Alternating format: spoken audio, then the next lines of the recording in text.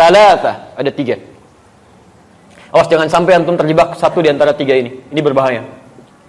Nomor satunya qila wa qala. Oke, 2, idha'atul mal. Baik. Yang ketiga, kasratus su'al. Banyak bertanya, Allah. Banyak bertanya, menanyakan pada sesuatu yang sudah jelas keterangannya.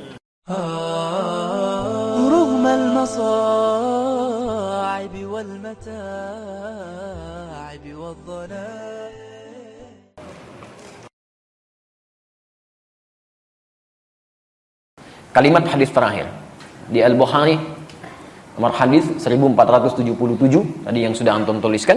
Di hadis Muslim temukan nomor hadis 4582. Lihat kalimatnya. Oh, hati-hati ya, hati-hati dengan hadis ini. Innallaha kariha thalatha. Innallaha kariha thalatha. Saya tuliskan sebentar. Innallaha kariha thalathatan. Kariha. Fokus sebentar. Ingat, setiap ada kalimat diawali dengan kata inna atau anna, maka hukumnya sifatnya tegas. Ada ketegasan di sini, ya. Kalau dalam bahasa bebasnya saya katakan sungguh tegas disampaikan, ya. Sungguh tegas disampaikan. Allah itu kariha, sangat benci, tidak menyukai. Biasanya kalimat hadis itu agak sedikit lembut. Innallaha la yuhibbu, tidak menyukai. Tapi di sini kalimatnya tidak menggunakan tidak menyukai. Langsung kalimat paradoksnya, lawan yang negatifnya, kariha. Ya. Antum senang mana dikatakan? Senang mana kedengarannya? Maaf ya untuk yang para ikhwan. Antum senang mana menerimanya? Disebut tidak tampan atau disebut jelek? Saya ulang, senang mana? Disebut tidak tampan atau disebut jelek? Masya Allah. Baik, alhamdulillah. Dua-duanya tidak menyenangkan ya. Tapi kalimat pertama kan lebih sopan. Masya Allah, antum tuh makhluk yang luar biasa. Cuman sayang, nggak tampan aja gitu. Masya Allah. Yang kedua, antum jelek amat sih. Si amat aja nggak jelek, misal gitu ya. Nah, itu kan nggak menyenangkan kalimat kedua ya. Ada nuansa yang tidak nyaman. Di sini, kalau kalimatnya menggunakan kalimat langsung, la yuhibbu, tidak menyukai. Tidak menyukai itu kan artinya benci, tidak suka. Tapi kalimatnya tidak menggunakan kata la yuhibbu, tapi langsung menggunakan lawannya, kariha. Ini menunjukkan bahwa peristiwa yang akan disebutkan ini sangat tidak disukai oleh Allah. Ya. Jelas? Thalatha, ada 3. Awas jangan sampai antum terjebak satu di antara 3 ini. Ini berbahaya. Nomor satunya qila wa qala. Qila wa qala. Ini kalimat ungkapan dalam bahasa Arab. Kalimat ungkapan. Qila wa qala itu kalau sekarang dibuat peribahasa bahasa Indonesia, kabar burung yang tidak jelas. Katanya gitu. Ya. Nyaknya itu nggak tahu kemana. Ya. Ustaz, katanya kemarin nggak datang. Kata siapa? Ya katanya. Nyaknya siapa di situ? Itu nggak disukai. Karena menunjukkan pada sesuatu yang belum jelas. Ini langsung bertentangan dengan ayat Quran sekaligus. Quran surah 17 ayat 36. Ya, lihat kalimatnya. Wala taqfu ma laysa laka bihi ilmu. Innas sam'a wal basara wal fuada kullu ulaika kana anhu mas'ula. Perhatikan kalimatnya. Ini bahayanya, jangankan yang menyampaikan, ikut-ikut orang ini aja nggak boleh.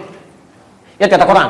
Jangan pernah Anda ikuti sesuatu atau bahkan ajakan yang belum jelas kemana arahnya, bahkan sumbernya. Awas, hati-hati, jangan pernah diikuti. Walaupun dalam kalimat sederhana ya, misal, ikut yuk. Kemana? Pokoknya ikut aja deh, nanti lihat. Itu kalau adab Quran nggak boleh diikuti.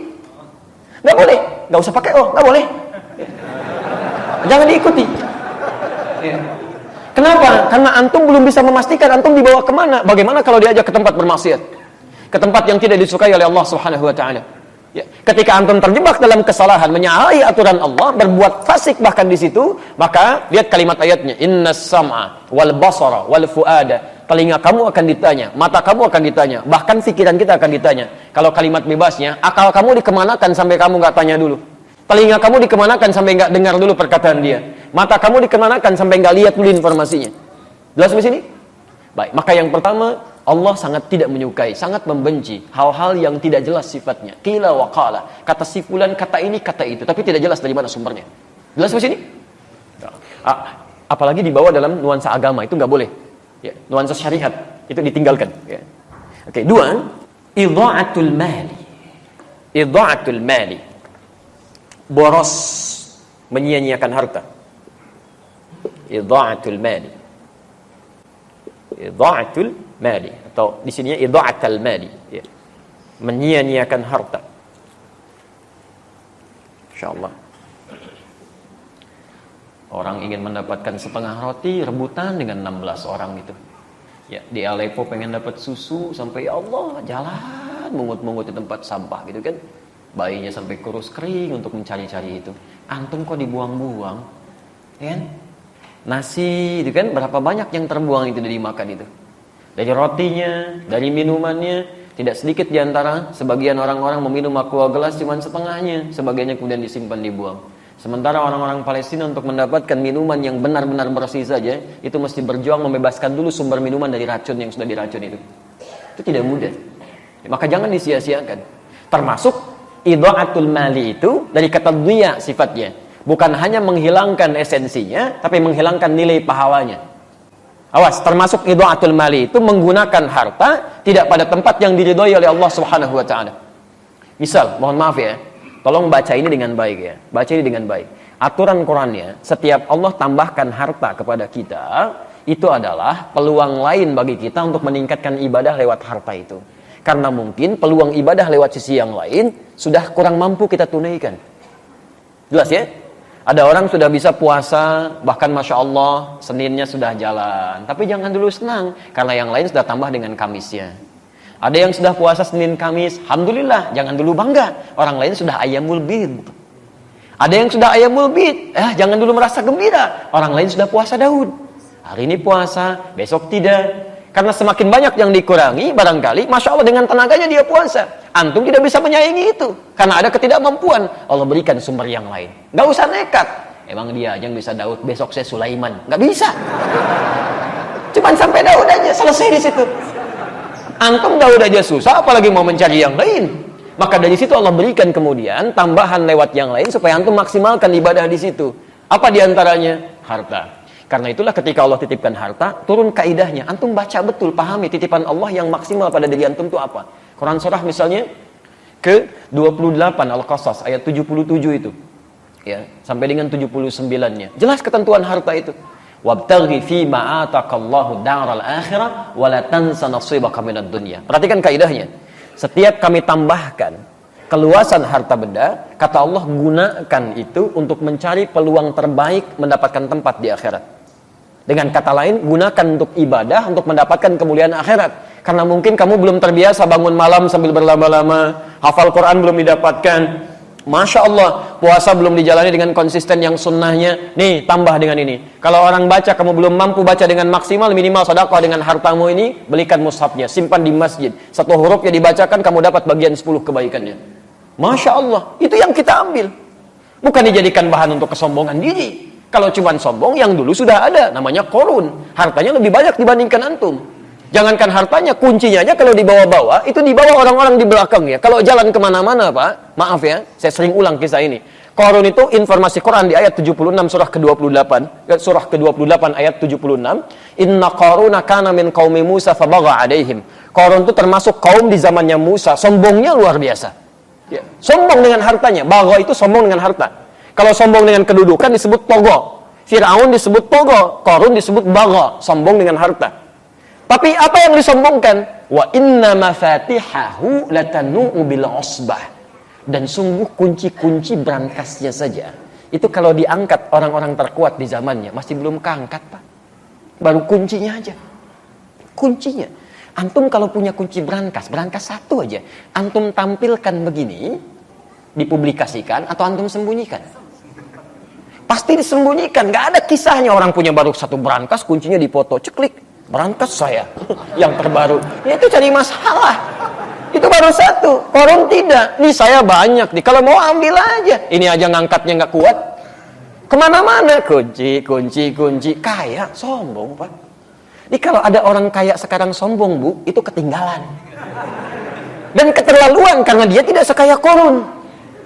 Dan Korun hancur juga gitu. Makanya turun ayat tadi. Itu saya tambahkan kata Allah, bukan untuk disia-siakan. Ngapain sombong? Karena nggak akan dibawa pulang. Gunakan untuk peluang beramal. Ada baju baru, pakai dulu untuk beramal. Pakai untuk sholat dulu, kan? Ada alas kaki baru, gunakan untuk ibadah. Sehingga ketika Allah ambil, maaf, kalau Allah titipkan kepada kita sandal, hakikatnya sandal itu punya siapa? Sudah, kita cuma dititipin aja. Mumpung masih dititipkan, gunakan dengan baik sebelum itu diambil lagi. Saya ulangi, sandal punya siapa? Kalau ada hilang, jangan marah. Tugas antum mencari, ikhtiar, bukan marah. Awas, bukan marah. Yang punya siapa? Sudah.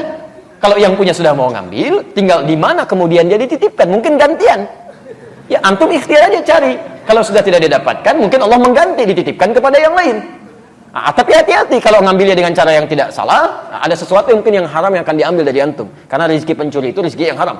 Ya. Tapi poinnya adalah bukan itu. Poinnya, mumpung masih dititipkan, gunakan pada yang baik. Kalau sudah nggak ada, antum nggak punya peluang lagi. Itu yang dimaksimalkan. Ya, kendaraan segalanya, sehingga hisabnya gampang. Pakai baju pertama kali, gunakan untuk sholat.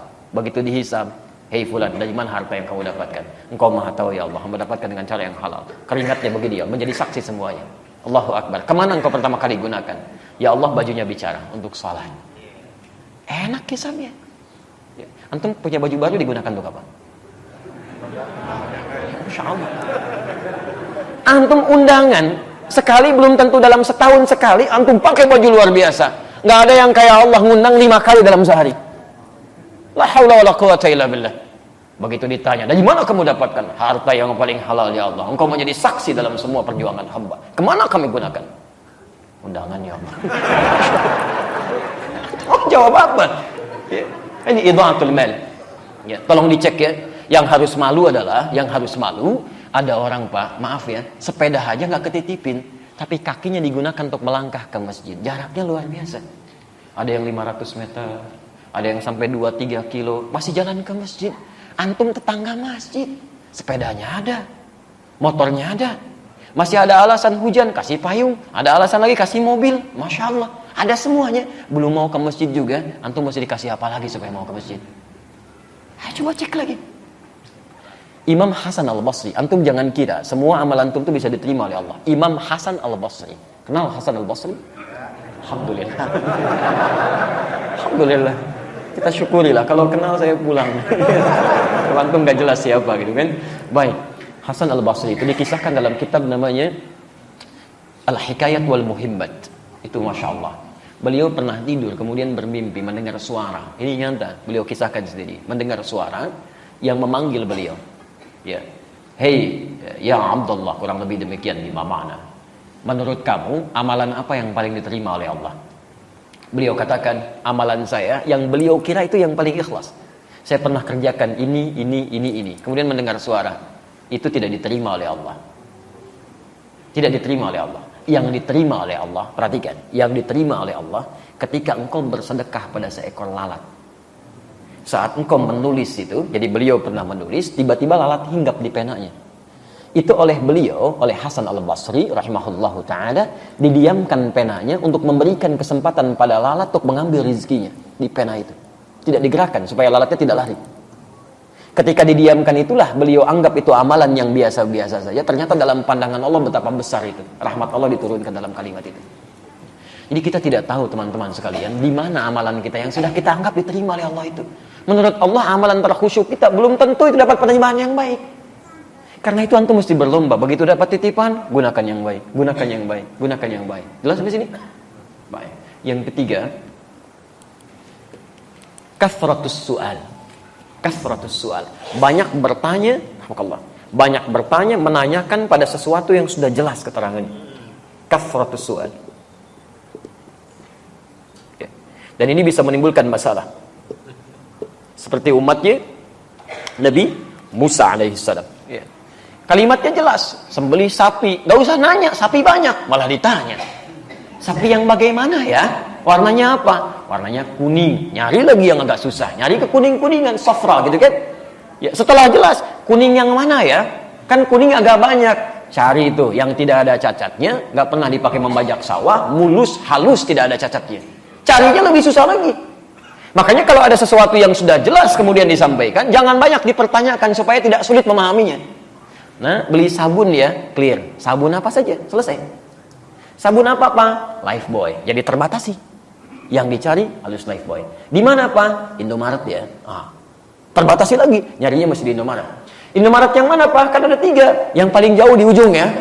Hati-hati. Kan pelayannya di situ ada yang laki-laki, perempuan. Yang mana, Pak? Yang laki-laki. Awas. Begitu nyampe sana, balik lagi. Kok kamu nggak beli sabun? Pak, pelayan yang laki-laki nggak ada, Pak. Ada yang perempuan. Padahal perintah awalnya gampang, cari sabun, selesai. Dan antum awas, kalau orang tua meminta anaknya membeli sesuatu, anaknya belikan karena kalimatnya umum sifatnya, antum nggak boleh protes. Nggak boleh protes. Ya, nak beli shampoo ya, dibelikan oleh anaknya, datang dengan shampoo clear misalnya. Antum pengennya zinc, kok beli yang clear? Kan papa bilangnya shampoo. Selesai sampai sini. Jelas ya? Jadi kalau ada sesuatu yang sudah terang, sudah jelas, jangan banyak dipertanyakan sehingga mendapatkan kesulitan-kesulitan dalam prakteknya. Nah, kesimpulannya di sini, jika ada berita yang menyebar dalam hal yang tidak baik, pertama pastikan dulu sumbernya. Jangan menebarkan sesuatu yang bisa melahirkan dosa. Hindari kesimpulan yang tidak tepat. Yang kedua, pastikan sumbernya baik. Yang ketiga, mohon maaf, jangan cepat disebarluaskan sebelum nyata maslahat atau madaratnya. Dan sekalipun Anda telah jelas mengetahui dari mana sumbernya, itu pun tidak harus kemudian Anda sebarkan lagi pada orang lain jikalau tidak ada manfaat yang bisa hadir dalam kehidupan bermasyarakat kita. Jelas di sini? Ya. Jadi tidak setiap yang sudah kelihatan jelas sumbernya langsung Anda ekspos, tidak begitu. Ini ada manfaatnya enggak? Kalau enggak ada manfaatnya, tinggalkan. Kalau ada manfaatnya, sebarkan. Dan itu yang bisa menghadirkan pahala untuk kehidupan kita. Kalau pernah terjadi dalam kehidupan kita, menyebarkan sesuatu yang tidak kita tahu, kemudian tiba-tiba jadi keliru itu, maka insya Allah kalau dilakukan dengan cara yang tidak sengaja, karena ketidaktahuan dan tidak ada ilmu di situ, termaafkan sepanjang kita bisa bertobat dan beristighfar pada Allah tanpa mengulanginya. Ketentuannya ada di Quran surah ke-33 ayat yang kelima itu. Ya.